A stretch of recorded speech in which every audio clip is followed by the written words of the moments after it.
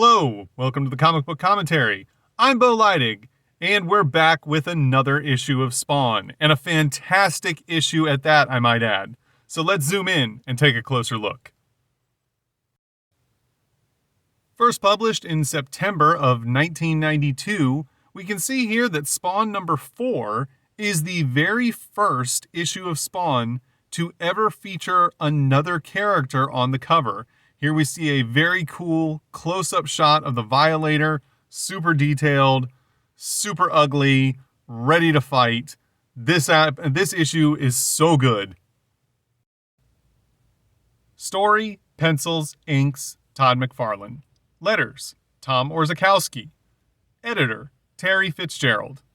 Color, Steve Oliff, Ruben Rude, and Ollie Optics. The very first page in this book is mostly just a recap of the story so far, and strangely enough, I didn't realize the happenings of the first 3 issues of Spawn take place only over the course of a week. We see here, right where we left off, the Violator has just ripped out Spawn's heart and is still holding his still beating heart in his hand as the battle begins. Of course, we see here that Spawn is completely unfazed by having his heart ripped out and is ready to go toe-to-toe with the Violator. I think it's interesting here to point out that despite the fact that this absolutely wonderful 2-page spread looks very similar to the final 2 pages of issue 3, it is not the same image.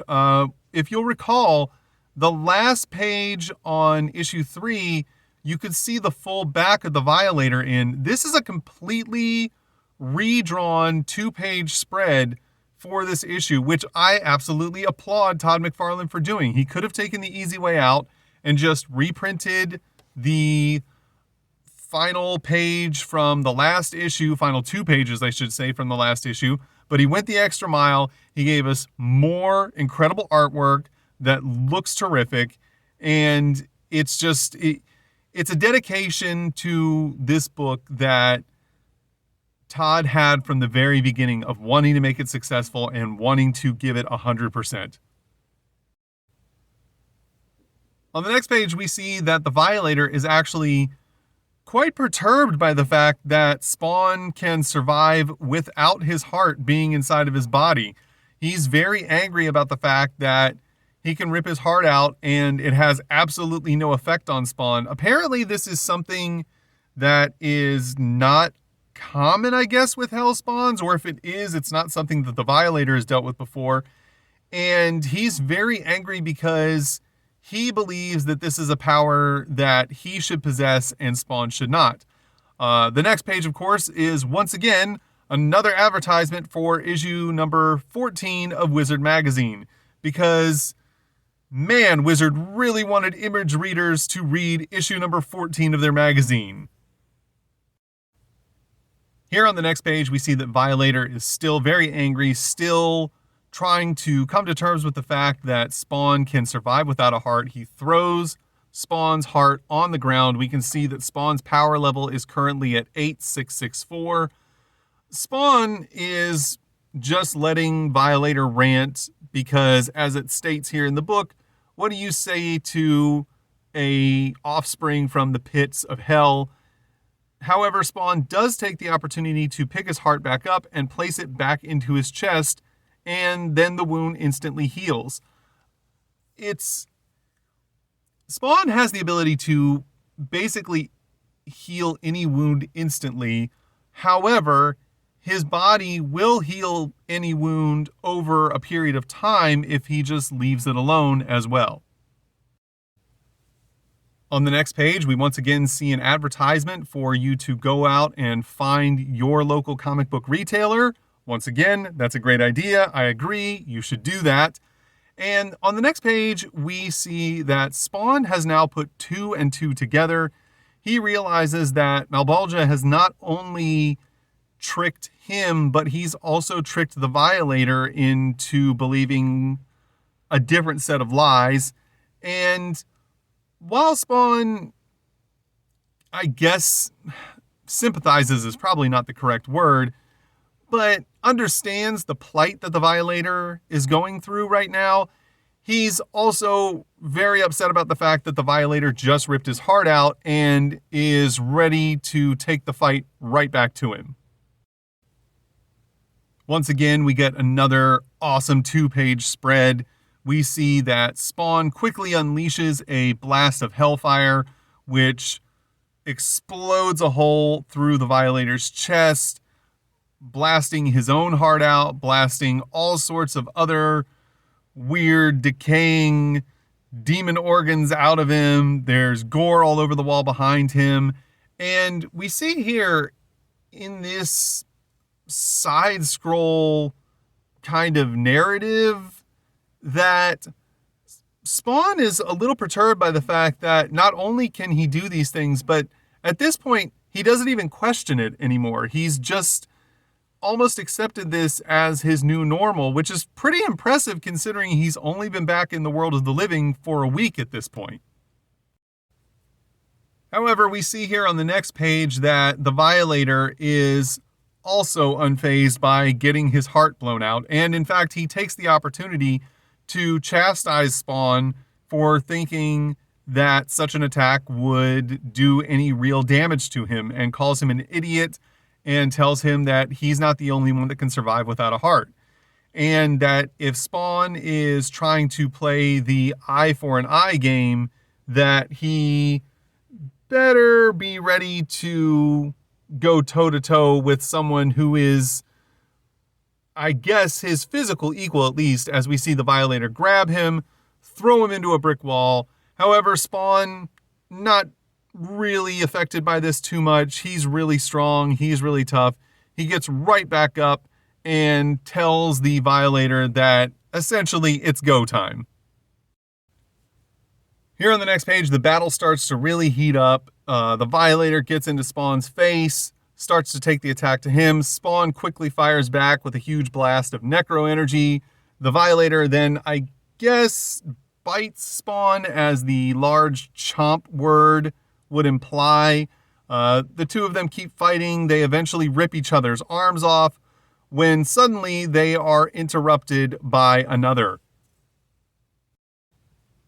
That other, of course, being the Mabolja, who is not happy about the fact that the Violator and Spawn are fighting with one another, because he plans on using their talents for his own ends, and he doesn't need the two of them causing a ruckus in the world of the living and tearing each other limb from limb when it's not going to work because they technically can't die. Although there's a caveat to that, and we'll get to that in a moment. We see here that the Mabolja instantly goes into a monologue explaining that Spawn really is going to be serving him no matter what he does, which he will explain in the next few pages. And on the next page, we see, once again, the entry form and how to get Image Comics number 0. If you'd like to see more about how this scam worked, check out my video on Youngblood number 0, where I go into detail about how convoluted this mess was. So we see here on the next page, Mabolja is going into great detail for the first time, explaining to Spawn what his purpose was in giving the deal to him and how he intends on using Spawn for his plans. He explains to Spawn that his powers are finite, which he did not know up until this point. And he also tells him that if he burns through his powers, that he will eventually face, quote unquote, second death. And second death is when his powers as the Hellspawn run out and he then loses his soul to Mabolja, at which point Mabolja will have full control over him and use him in his war against heaven. And that's really the crux of Mabolja's entire motivation, is he's trying to put together an army of damned souls to storm the gates of heaven and ultimately bring about the destruction of God. But he needs a huge army to do so, and he needs people like Spawn who are trained killers, very, tactically minded, really just overall like super soldiers. And he also explains to Spawn that if he goes out and uses his powers to fight evil, that serves him just as well, because anyone he kills who's doing evil will wind up in Mabolja's army. And if he chooses to do nothing, then it doesn't matter to him either, because basically all of the people who are doing that evil and are getting away with it are going to wind up in Mabolja's army as well. So no matter what Spawn does, he's essentially serving Mabolja's purposes.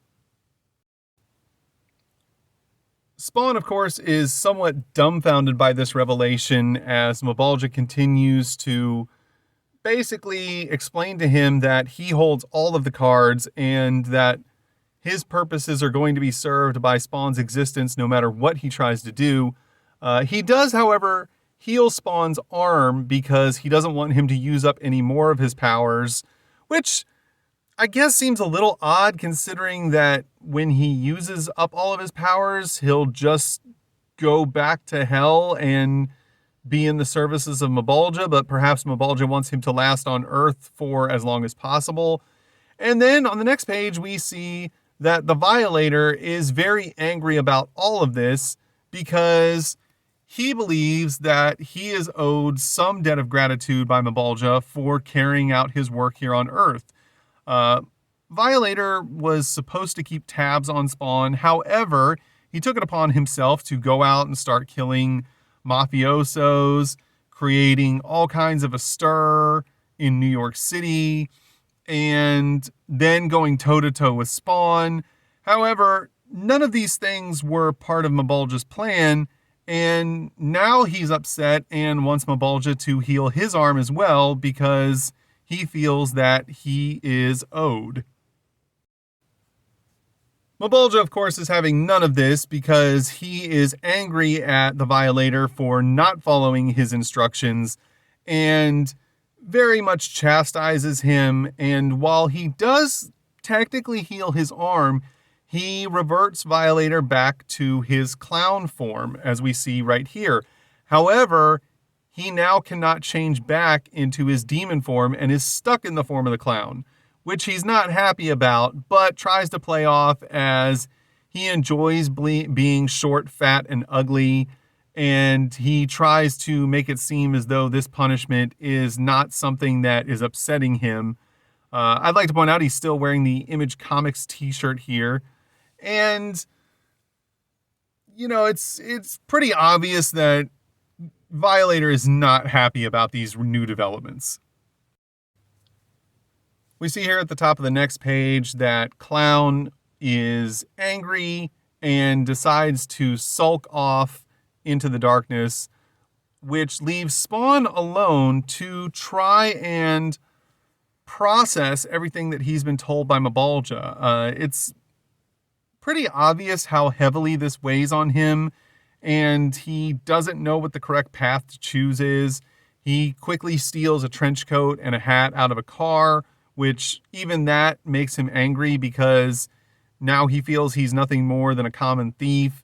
As he walks down the street alone, he is quickly passed by two very excited children who happen to be named Rob and Eric, which I can only imagine is in reference to Rob Liefeld and Eric Larson, as they seem excited about the new hero, who Spawn believes they're talking about him. However, what they're talking about is Savage Dragon, who is on all of the TVs in this electronics store. They then quickly start to argue amongst themselves about whether or not Savage Dragon is stronger than the members of Youngblood and who would win in a fight between Savage Dragon and Bedrock, and Spawn just sulks off into the darkness himself. We're then very suddenly and abruptly transported to the home of Wanda Blake, who has awoken in the middle of the night to a nightmare she was having about Al Simmons, aka Spawn, needing her and calling out to her, and her not being able to help him, and how it all seemed so incredibly real, and her new husband not knowing what to do to console her. And that is the final page of this book.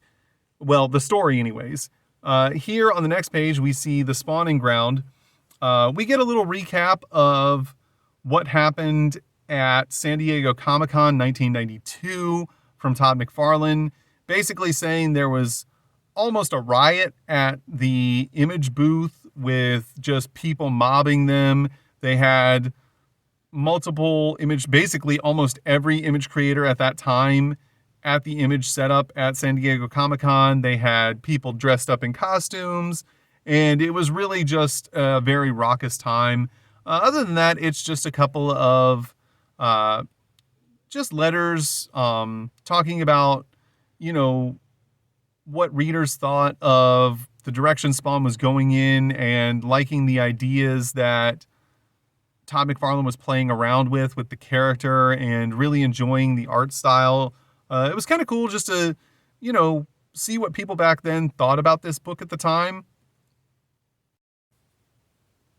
Here on the next page, we get this advertisement for Wetworks. This is a really great image to use to advertise a new comic book. It's colorful. The presentation is great. It's a really eye-catching ad. The next page, however, is a little bit cryptic. We see the character Cerebus wearing a Spawn costume. It's a little bit goofy. We see how his cape trails way off into the distance. There's even a sign that says cape ends next, 500 yards. And we see that Cerebus is kind of complaining and feels awkward in the outfit. This seems like just kind of a little bit of a throwaway gag at this point. However, we will see in the future that this is actually some foreshadowing for some things that are going to happen in a future issue of Spawn. Here on the next page, we once again see an advertisement for Shadowhawk. If you would like to learn more about Shadowhawk, check out my video on Shadowhawk #1. And once again, another advertisement for Entertainment This Month, where you can buy or order comic books. And I gotta say, they were advertising pretty heavily in these early issues of Image books, and I would imagine they played a big role in helping keep the lights on over there at Image for the first few months or perhaps years of this company's existence. Here on the next page, we get an advertisement for Wildcats and also Supreme. If you'd like to learn more about Wildcats, check out my Wildcats #1 video. And I promise I will make a video about Supreme at some point, just not until I absolutely have to. On the final page of the book, we once again see an advertisement for the Protectors, which I'm going to have to try and find an issue of this at some point, as many times as this ad has shown up, just to see what this book was about and if it was any good, which it probably wasn't, because I've never ever seen an issue of it ever in any back issue boxes I've ever gone through, which means there probably weren't too many people who purchased it. And on the reverse inside cover of the book, we see another advertisement for the Comic Book Greats, this time featuring Todd McFarlane. I don't see, this is Overkill, Stan Lee. Some of these are just kind of generic, whereas some will actually feature an artist, it looks like. Again, I haven't watched them, but I need to try and find a way to watch them because they seem super interesting. And that was Spawn issue #4, which, in my opinion, is easily the coolest issue of Spawn that we have looked at so far on the channel.